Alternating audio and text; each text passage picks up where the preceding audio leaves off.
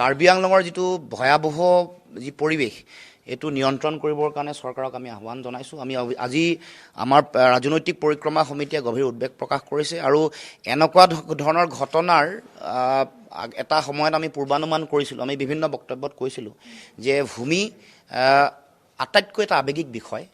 অতি ভূমিৰ অধিকাৰ মানুহে হেৰুৱাব খুজিলে মানুহে এটা সকলোৱে অতি গভীৰ শংকাৰ মাজেৰে জীৱন নিয়াব লগা হয় আৰু সেইকাৰণে এই যিটো আন্দোলন আৰু তাৰ আগত আমি দেখা পোৱা ষষ্ঠ অনুসূচীৰ যিবোৰ অন্তৰ্গত অঞ্চলৰ যিবোৰ মাটি বা জনজাতি অধ্যুষিত অঞ্চল ট্ৰাইবেল বেল ব্লক বুলি যিবোৰ কয়, সেইবোৰত কিছু এনেকুৱা ধৰণৰ বিষয় আছে যিবোৰক লৈ প্ৰতিবাদ হৈ আছিলে, মানুহে বিৰোধিতা কৰি আছিলে আৰু আনকি উচ্ছেদৰো দাবী কৰিছিল। এই গোটেই বিষয়টো চৰকাৰী যন্ত্ৰৰ ফালৰ পৰা যেনেধৰণে তেওঁলোকে টেকেল কৰিব লাগিছিলে, যেনেধৰণে সমাধান সূত্ৰ উলিয়াবৰ কাৰণে আলোচনা বিলোচনা কৰা প্ৰয়োজন, তেওঁলোকৰ যিটো কনচাৰ্ণ, তেওঁলোকৰ শংকা, তেওঁলোকৰ উদ্বেগ, এইবোৰক তেওঁলোকে নিৰাময় কৰিবৰ কাৰণে কথা পাতিব লাগিছিলে, ব্যৱস্থা গ্ৰহণ কৰিব লাগিছিলে। নকৰাৰ কাৰণে এইটো হ'ল আৰু তাৰ কাৰণে মই ভাবোঁ যে চৰকাৰে জগৰীয়া আৰু আন্দোলন কৰি থকাৰ সময়ত এই দীঘলীয়া পৰিক্ৰমাটো সংখ্যা বেছি কম এইটো চাব নালাগিছিল, কিন্তু বিষয়টো যিহেতু গুৰুত্বপূৰ্ণ সেইকাৰণে চৰকাৰে একটো আইন শৃংখলাজনিত পৰিস্থিতিটো তেওঁলোকে চাব লাগিছিল। তেওঁলোকৰ যিটো ইণ্টেলিজেঞ্চ এইটো ফেইলিয়াৰ হৈছে। কাৰ্বি আংলঙৰ যিটো ভয়াৱহ যি পৰিৱেশ এইটো নিয়ন্ত্ৰণ কৰিবৰ কাৰণে চৰকাৰক আমি আহ্বান জনাইছোঁ। আমি আজি আমাৰ ৰাজনৈতিক পৰিক্ৰমা সমিতিয়ে গভীৰ উদ্বেগ প্ৰকাশ কৰিছে আৰু এনেকুৱা ধৰণৰ ঘটনাৰ এটা সময়ত আমি পূৰ্বানুমান কৰিছিলোঁ, আমি বিভিন্ন বক্তব্যত কৈছিলোঁ যে ভূমি আটাইতকৈ এটা আৱেগিক বিষয়।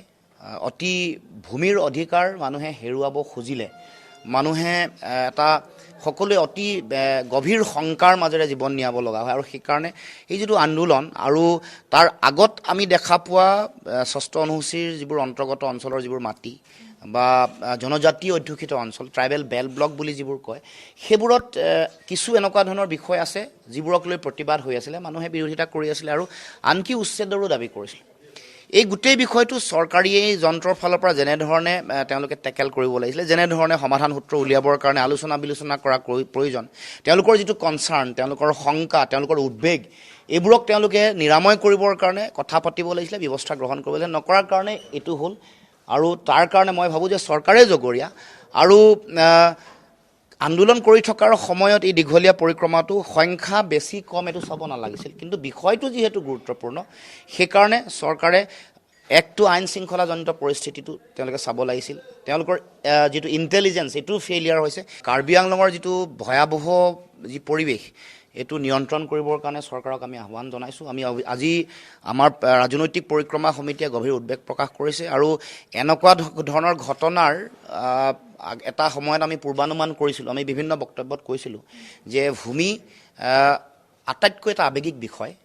অতি ভূমিৰ অধিকাৰ মানুহে হেৰুৱাব খুজিলে মানুহে এটা সকলোৱে অতি গভীৰ শংকাৰ মাজেৰে জীৱন নিয়াব লগা হয় আৰু সেইকাৰণে এই যিটো আন্দোলন আৰু তাৰ আগত আমি দেখা পোৱা ষষ্ঠ অনুসূচীৰ যিবোৰ অন্তৰ্গত অঞ্চলৰ যিবোৰ মাটি বা জনজাতি অধ্যুষিত অঞ্চল ট্ৰাইবেল বেল ব্লক বুলি যিবোৰ কয়, সেইবোৰত কিছু এনেকুৱা ধৰণৰ বিষয় আছে যিবোৰক লৈ প্ৰতিবাদ হৈ আছিলে, মানুহে বিৰোধিতা কৰি আছিলে আৰু আনকি উচ্ছেদৰো দাবী কৰিছিল।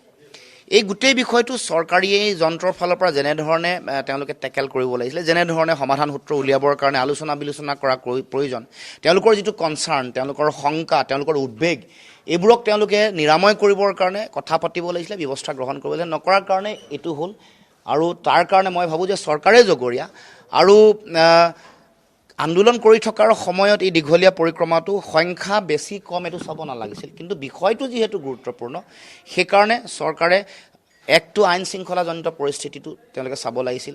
তেওঁলোকৰ যিটো ইণ্টেলিজেঞ্চ এইটো ফেইলিয়াৰ হৈছে।